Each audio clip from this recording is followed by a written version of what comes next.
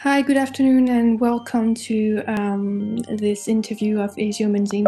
I would like to start by asking you a question, which is, what does design mean to you in one word? So you can answer via the link in the chat.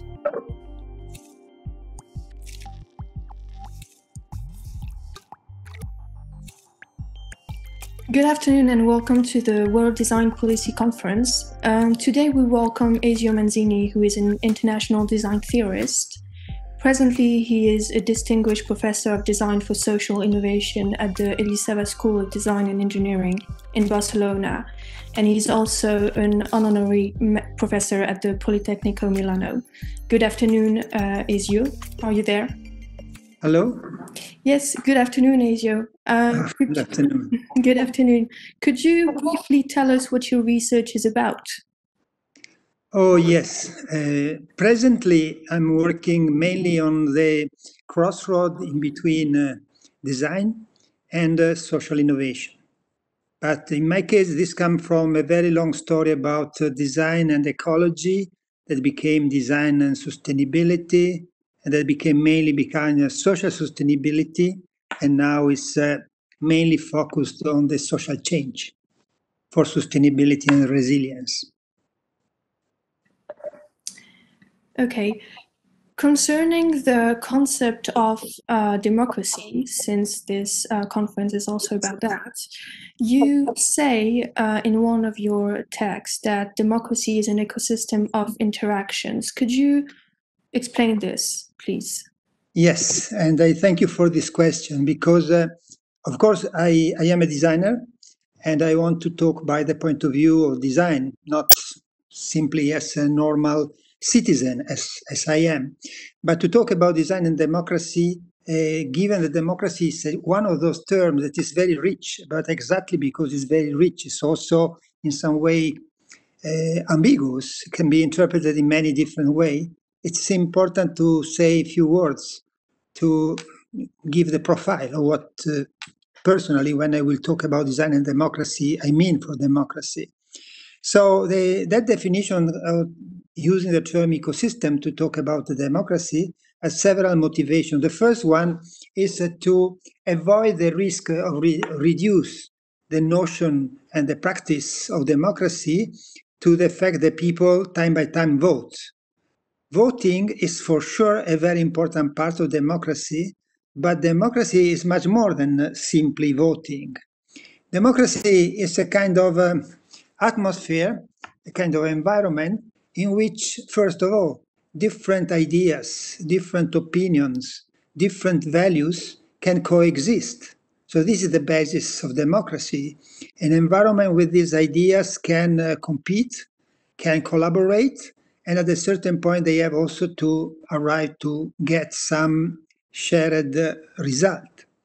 Democracy is also an ecology because we have several different methodology or different practice that are called democratic. The most common one is voting, and for us, in the tradition of this term, we vote having opinion that are voted through parties. So we have the representative democracy that is having a system to vote and also a system of parties that represent people and bring these ideas to the arena of the discussion. But we can also have a direct democracy in which we have an idea and we have opened the possibility to vote. That sometimes is a strong idea, sometimes it could be, as we will see, a weak one. We have had historically the democracy of the councils, and we can have now democracy that are linked to the new media as the liquid democracy. I personally and some friends as me are talking also design-based or yes, the project-oriented democracy. So this is to say there is not one democracy. There are many different ways that case by case can be used in a different way. And finally, democracy is the environment in which people, as this probably is the beginning of all the story, the right to be free to do what he or she want to do, as far as what he do or she do is not against the freedom for the other to do the same thing. And today we should add not only for the other human being, but for all the other entities that are part of our ecosystem, of our network of life. So when we talk about democracy, and maybe probably we will talk also today, unfortunately, about the kind of crisis in which democracy is entered, we have to see this very complex issue, this very complex ecosystem, and not only one specific idea about democracy. You've also mentioned in your work that the democracy we've known until now is in crisis. Could you tell us why you think that? Yes, unfortunately, I think that for all the participants, the crisis of democracy is crystal clear. And it's very, very grave, by the way. And I will try to say how it was perceived as a crisis before the pandemic crisis and after, because the pandemic crisis is changing everything. And therefore, it's also changing our perception of democracy and its own crisis. But it has to be said that the crisis of democracy was before the COVID. So if we really want to understand the roots of these difficulties, we have to look more in depth. As everything we are talking today is quite complex, so it's not easy to be short, but I will try. In my view, at least, there are, let's say, three main threads of problems that bring to the crisis of democracy. One of them is democracy means the power of the people, as you know, the people that has the power to take decision. So you're supposed to have arena in which people go together, directly or indirectly, and take decision for something. But in the past decades until now, the dominance of economic criteria, or what was presented as economic criteria, say the neoliberal one way of thinking, was such that we had a kind of law that was totally directed by the economical motivation. And this for the bigger choice toward the choice that we can do at a smaller scale. So the people had less and less the impression that it was possible to take some decision. And if there is nothing to decide, there is no reason to have a democracy, of course. And if I can anticipate something on the COVID is a huge tragedy, but as all the big things, it changed a lot. One, in my view, positive change that it create is that it showed that it was not true, that everything depends from an economy that cannot be changed, because the crisis of pandemic obliged to go overcome the economical motivation and to do something that at the end of the day is driven by medical motivation, but is political. So in some way we are back a kind of discussion about the fact that politics, and therefore also democracy, if you have democracy, can make some choice and must make some choice. But this one is not the only issue. The one that, as I said, that was the end of the impression that there was nothing to decide. The other point that was very strong, especially in the Western country, is that when we have when we talk about democracy, even though I was saying that it's an ecosystem, mainly at the end of the day, it is the election and the government that comes from the election. But the elections are representative because you have some parties. And what are the parties? The parties are organizations that, with the media that we had in last century, permitted to create arena in which theoretically, at least, people could discuss. And afterwards, thanks this vertical hierarchical organization, the result of this idea could arrive until the representative that had to propose the idea in the parliament. But for what regard the parties, for that have been organization of the last century, so hierarchical organization. As it happened to all the hierarchical organization, the new technology and the connectivity in particular have in some way melted all the vertical organization. So the party are now in a huge crisis. And if the party goes in a huge crisis, where the people form their own opinion. And if the people do not have the arenas and do not have the kind of structure of thinking that was proposed by the party, the people should have opinion on everything. And what we assist is that you have this bubble of communication in which some idea, sometimes also clearly fake, circulate and people believe it. So you have this kind of messiness that, in my view at least, is one of the consequences, on not wanted consequences of connectivity. And this is probably the most evident element of the crisis.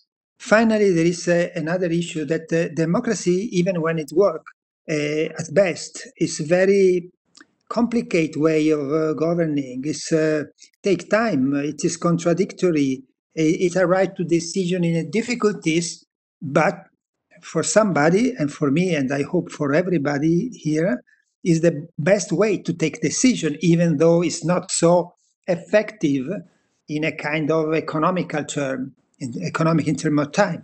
So if you have some other regime that is far less democratic and seems to be much more effective, the non-democratic regime seems to be more coherent with the need of being effective today to take strong and fast decisions.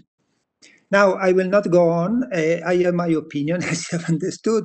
I think that, just to be clear, with all the contradictions and with all the messiness that democracy can have, is the far best way to take decision and the most wise decision. And if somebody will ask me afterward, I can make some example. But yes, so we have these three elements, at least these three elements that are related, but also relatively independent. And when we talk about the crisis of democracy or the democracy that we have known, we have to know that something changed, and now we have to imagine new way to organize our democratic life. Thank you for this answer, Ezio. Going back to the pandemic crisis, given the fact that the pandemic restricts our individual freedoms, what do you think is its impact on the democratic ecosystem that you were referring to earlier? Yes, of course, here the discussion becomes much more difficult because one thing is, as I did until now, I hope that it was of some help, but it was a kind of general view on what was happening in the long term, looking to a kind of a process of democratization or de-democratization as it was happening. But always in a condition in which there was the idea that was possible a discussion with some time to take decision.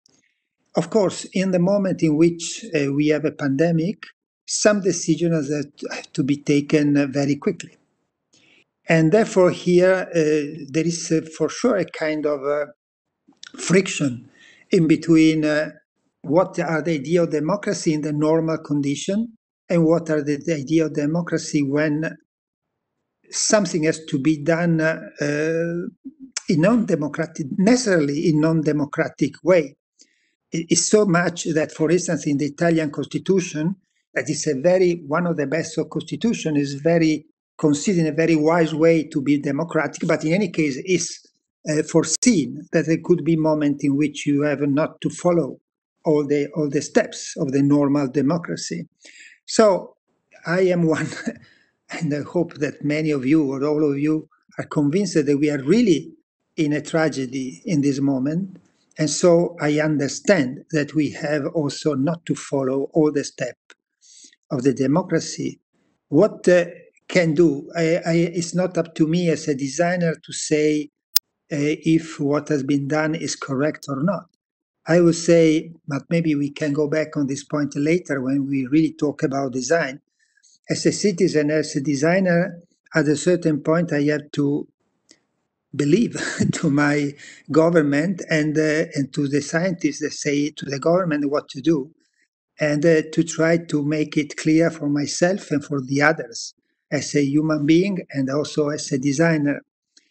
Afterward, let's say, given that there is a kind of, if you want, democracy always, also not now in the pandemic, one of the motivations of the dynamic that we always have on democracy is that at the basis of democracy there are some tension that are there to remain, that you cannot solve. For instance, in the very general discussion about democracy, you have a tension between freedom and equity, equality.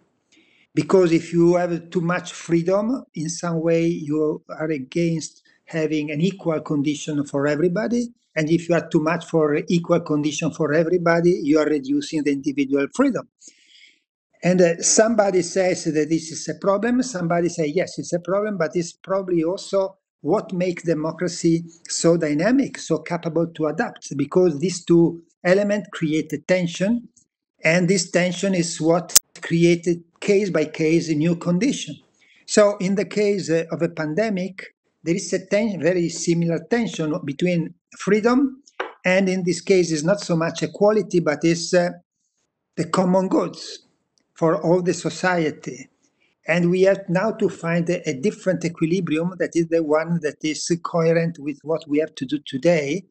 And probably we have to be very attentive to try to have a discussion to see if this is their best equilibrium, moment by moment. And when, and hopefully it will happen, the pandemic per se will be over, to be fast in going back to the previous condition, not to maintain something that we have lost on freedom when there will not be the necessity anymore. There is a big also philosophical discussion on this, and I say modestly, as a human being, I try to understand, but mainly I accept what the government is saying in this moment. If it is my government, maybe not all the governments are the same. And as a designer, I try to make it clear, to use my tools that are different to help this process to be the most clear that is possible.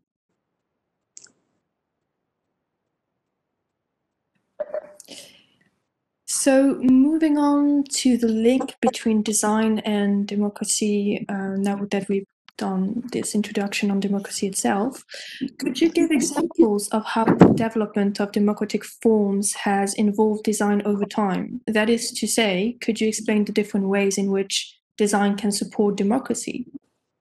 Yes.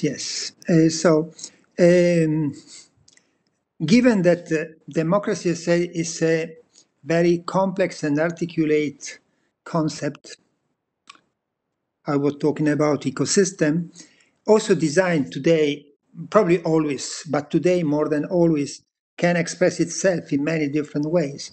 So there is not one only point in which there is the cross in between democracy and design, but there are several points because you can have different facets of the democracy and different way of being designer with different expertise and with different practice. So there is not only one answer to the question, but there are a multiplicity of answers to the question. So to try to be short in the limit of my capabilities, I will use a kind of a way to formalize this constellation of possibility, moving from a work that has been done by my dear friend that now unfortunately is dead, it's Victor Margolin, that I hope that many of you know. Has been one of the main design thinker of the past century and the next this first decade of this one. And we met. We were friends, and so we met in the 2017, and we wrote a letter. That was a letter to the design community that was about stand up for democracy. So this was in the 2017. And so we summarize, or but we upgraded a lecture that the same Victor did in the 2012 at the Carnegie Mellon University. That became a kind of reference for many people. So I've seen that not only me, but many other, when they had to talk about design and democracy, was referring to what Victor said in that first lecture. That was design in democracy, design for democracy, and design of democracy. And I will shortly explain what it is. And in our discussion, and considering probably also my specific expertise, we added also a fourth one, that is design as democracy. So, telling the story the most short that I can. Design in democracy is the most clear and evident. If democracy is, first of all, a competition of ideas, opinion that are organized in movement, in parties, etc., there have been and there are several designers that can use and use their own, especially communicative capabilities, so design of communication, every kind of communication to support this movement. So there are some movements, the movement are in competition with others, and you can use your knowledge in terms of making visible, in making a communication campaign, etc. To this, lately we have had also something very interesting that could be an application of design activism. So it's not only the traditional communication, but to be part of some movement in inventing. So not only being part as a human being that do something, but also using your knowledge and creativity. So just to make an example that everybody knows, if we see the example of the Extinction Rebellion, the movement that is called Extinction Rebellion, they are full of invention how they present themselves. So this has been designed. So this is there is an arena, there is a possibility to discuss, and we can help with our communication activity or with our activism in making more strong the side that we consider the most interesting. Then we have a very classical one that is designed for democracy. So if democracy in many different ways, but it's a confrontation between ideas, and the idea should be based on information, in grounded motivation, in data. There is a lot of work that has been done and could be done, and is more and more done by that area of design that is called design of information.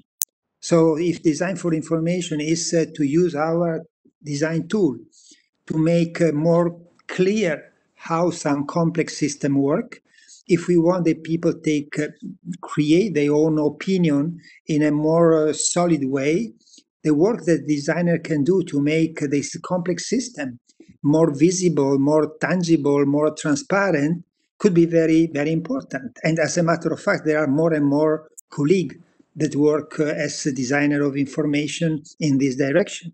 And they are doing a very, very good work, in my view. Then there is what was called design of democracy.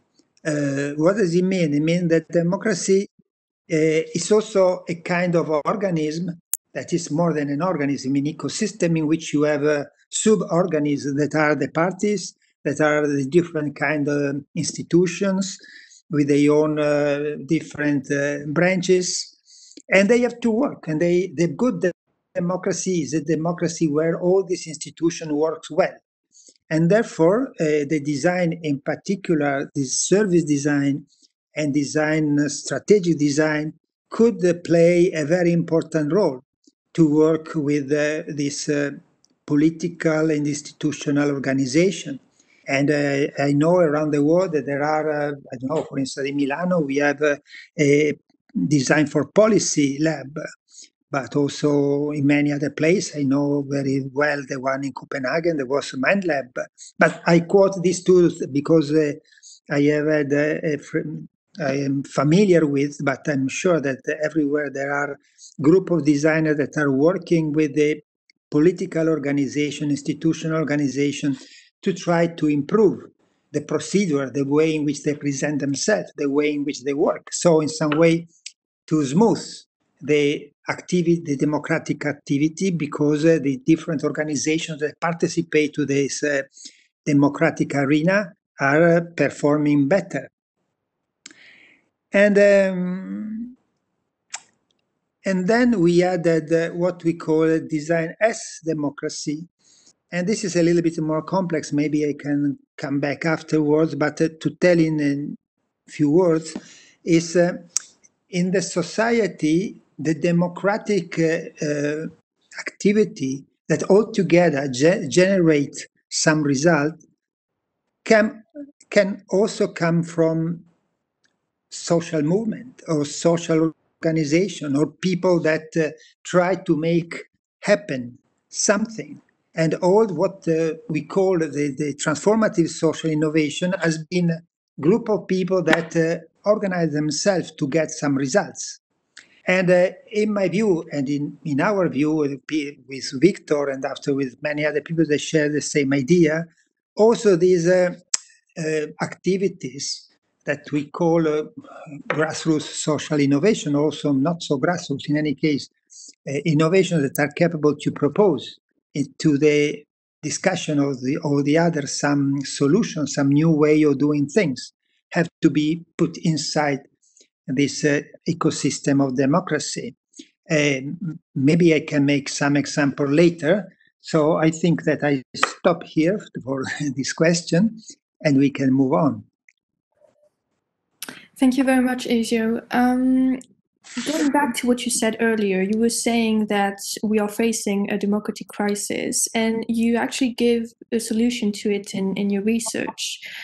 So I wanted to ask you why you believe participative democracy is more important than ever nowadays, and if you could explain to us what a project-centered democracy is and could be as a solution. Yes. Well, thank you for the question. I only to say, when you say your question, is that me and my friends and my groups, we found a solution. Unfortunately not. We have not found a solution. We are all trying to indicate some element, but the solution is still far to be totally or to be largely found. So what I'm saying, I will answer to your question. We and many people, luckily, is struggling to find some way to go against this crisis, but there is still a lot to be done. But in any case, to your question, first question, why participatory design is so important today more than in the past? Again, it's a quite a complex issue, but let's try to, if I can, make it clear.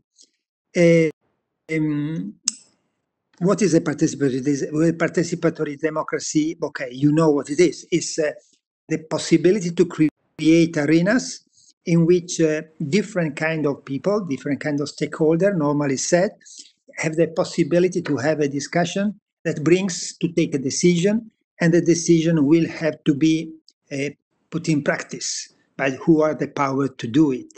So the process is to focus a topic that could be discussed, to put around the table, maybe a physical table or not a physical table, a metaphorical table, a number of people that are stakeholders, so they are involved in some way in the issue that is there, take a decision, and having the fact that somebody put this decision as the power to put the decision in practice. The last part of this story, to put things in practice, means that the code is the participatory design should involve in some way the institutions that are the one that normally have the power to make things real. So one way to talk about participatory design is also an interaction in between society and institutions and governments that are right to solution that is good for both the sides. They are good for the society and good for the institution. So why it is so important and in which condition it is? Frankly speaking, also the participatory design is not in a splendid form. So there are some crises. The crisis of democracy touched also the participatory design for several reasons that maybe we can see later. But for me and for people I refer to, the crisis of participatory design has its own motivation, but is not so deep as a crisis of the representative democracy. Because the crisis of the representative democracy is exactly on the fact that the big parties, hierarchical organization, as all the hierarchical organization are in some way collapsing. And this is probably something cannot be changed. So we have a very big question how to regenerate the arenas and the groups that can represent other people, because I still remain that the representative democracy is very important for several reasons. Probably is the basis of all the ecosystem. The participatory has not this kind of deep problem, but in any case, for several changes that happen in the society, they are not in such good shape. But one of the most important motivation of the crisis, after some decades that everywhere, in many places in the world, there have been also very serious attempts to use, at best, this idea of participatory democracy, is simply this, that you ask people to participate to a conversation. People spend the time and energy, mental energy, to find a solution. And when the solution is done, nobody put it in practice. So people start to have the perception that there is a disconnection in between how much energy is asked to participate, to take some decision, and at the end of the day, the fact that the decision is not taken or is taken in the way that is not coherent with what has been decided at the beginning. Nevertheless, it's very important because if it is true that the change that happened in the society has created the crisis of the way in which opinion has been generated, and opinion means that we human beings have ideas by ourselves, but our ideas are created in the interaction with the others. So we cannot have opinion without an arena in which we confrontate our opinion. And so the problem is that in the traditional democracy, the traditional arena have disappeared. We have only TV and Twitter and this and that. These are not arena. They only create a bubble, communicative bubble. So the good thing of this participatory design is that when it works and when it works well, it creates, it focus on a topic, it creates a public, it creates an arena, and this is a way to create opinion, and from the opinion, the possibility to propose what are the results of the discussion to somebody. And this is for me the main reason why, because it creates arenas for discussion, even though normally they are very small arenas. You asked me also what is the meaning of the project-centered democracy, and it's useful to connect the two because the two are very linked. So what we call project-centered democracy? It is the issue of defining a topic, finding the people that could be involved in taking a decision, and here we are exactly the same as participatory democracy. But instead of arriving to a decision and asking to somebody else to make it, the project-centered democracy has also a third step, that is to do what you decided. So just to give you an idea, and I take a very, very simple, super simple example. If we have a participatory democracy to have a park in a neighborhood, we put together the people, we have the discussion about this park, we discuss how we want to have it, and we ask to the local government, to the city, to do it. And therefore, there is a group of people that discuss and take a decision, and afterward they ask to somebody else to make the park. Somebody else, the government, can do it, and so this is a happy end story. Or for some reason, the government can say, oh, sorry, we did a mistake, we cannot do it, we don't have the money today, so one of the many reasons. What is instead the project-centered democracy? That is not that you can always move from participatory to project-centered in the way that you will see. Imagine that you decide that you want some greenery in your neighborhoods. Imagine that you put together all the people that could be interested. Imagine that you ask who is willing to do something to bring some greenery in our neighborhoods. And imagine that you occupy a space and you start to make your community garden. In this case, the community garden is the result of this process. So the result of the process is not only a proposal that somebody else has to do, but is the real making of what you're preaching. And therefore, it's a project because it arrived to realize something. So it's not only deciding what, it's not only putting together the coalition of the who, but it's also how to make it real based on what we can do.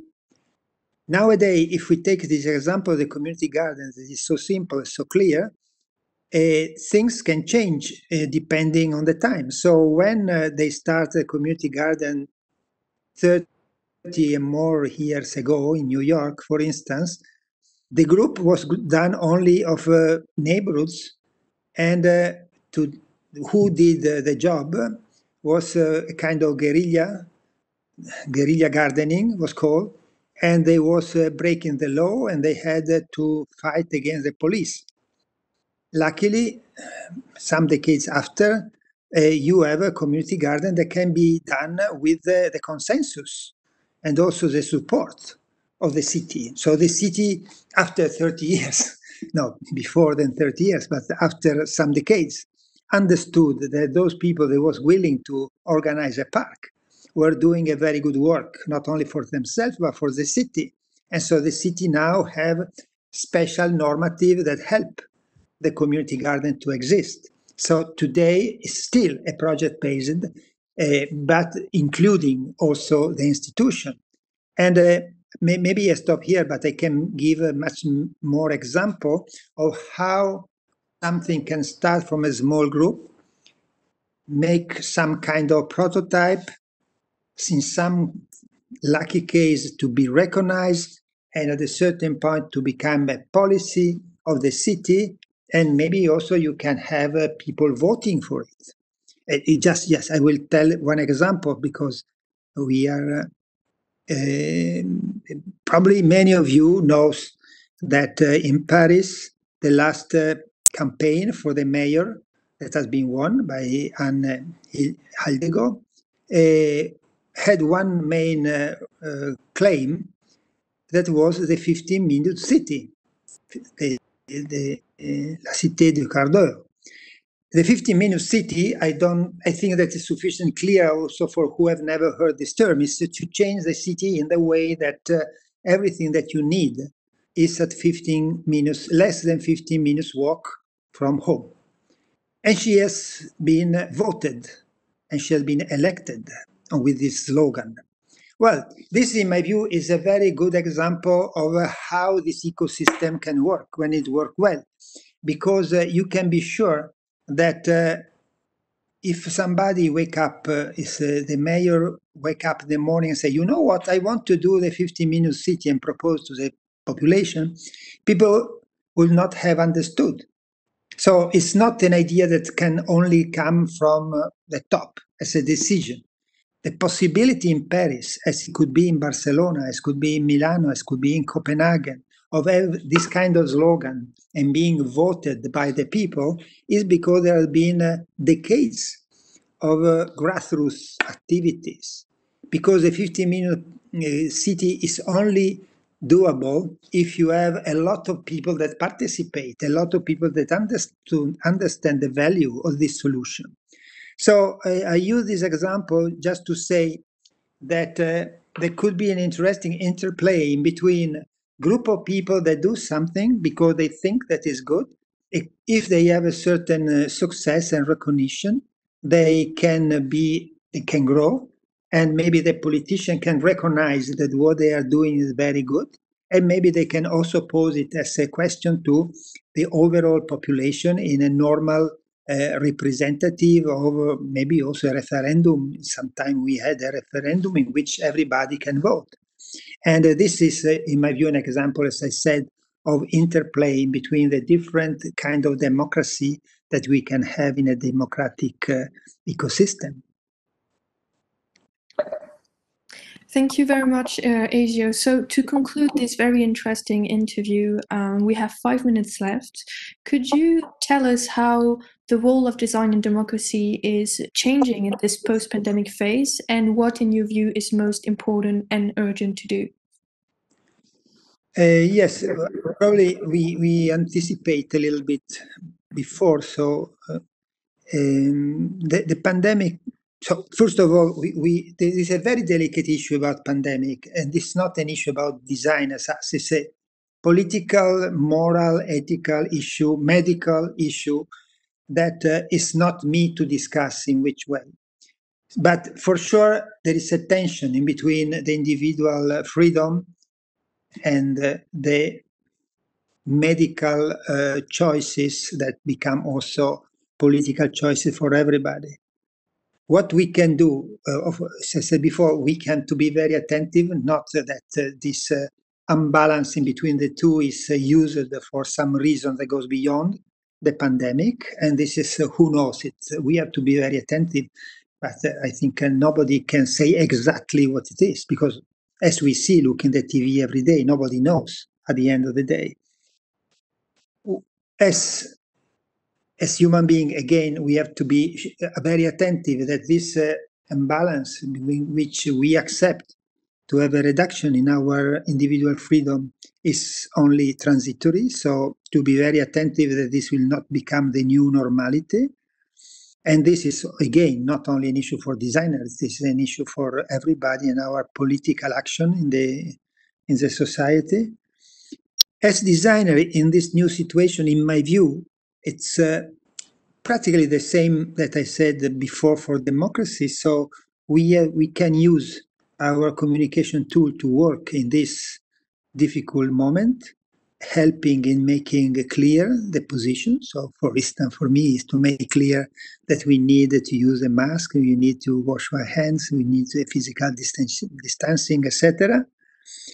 We can make more transparent to design for democracy in pandemic. So helping with the design of information to give at best information that can be done. And we saw how much important it is and how, how it's what is a powerful of seeing a graph or seeing something visual that represent how things are going. To work inside the organization, so means also very practical issue about how the hospital are organized, how the procedures are done. And this is a lot of work to be done by designer, and has been done, by the way.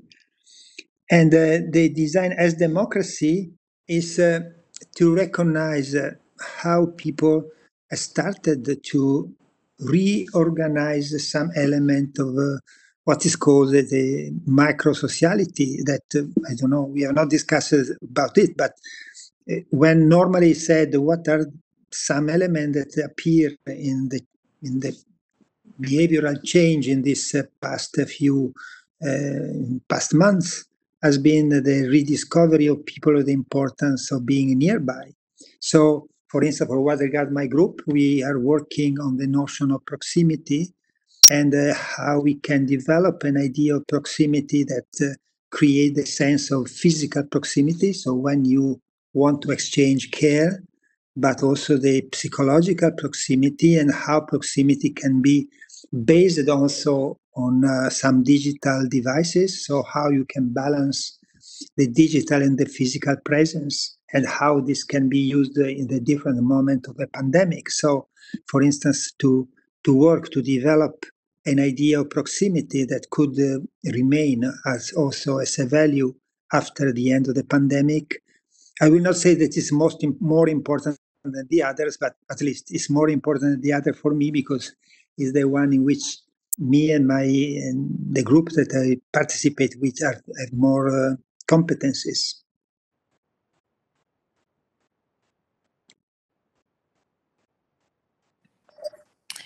This very interesting interview is now over. Thank you, Ezio, for being here with us today, and to all the participants. You can log into the next conference on fundamental rights at 3:50 via the link in the chat. Thank you.